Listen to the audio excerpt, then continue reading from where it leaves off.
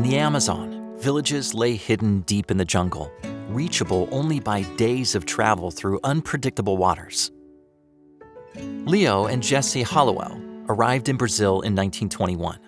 After several years of service in the Northeast, they took a new assignment in the Amazon region. As they traveled, the couple began to understand how isolated many of the river communities were, especially when it came to medical help.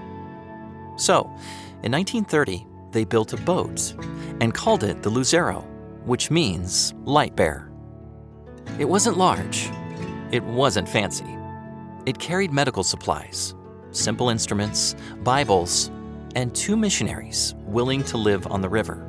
For months at a time, that boat became their home.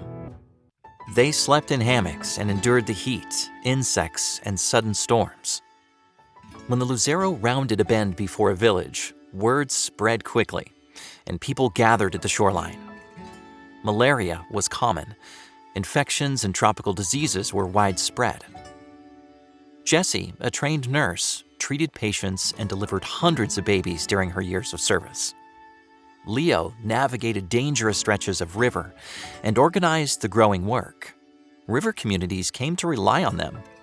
They kept coming back. Year after year, throughout the 1930s and 1940s, they traveled great distances along the Amazon. Villagers who had once been suspicious began waiting for the sound of the engine.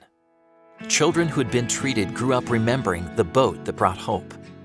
It's estimated that the Hollowells treated some 250,000 patients.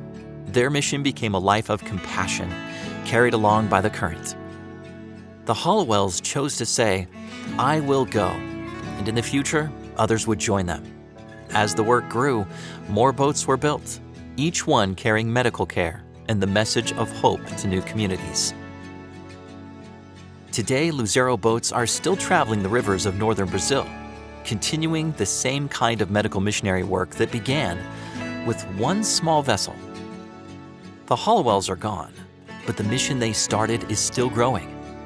For more stories like this, visit encyclopedia.adventist.org.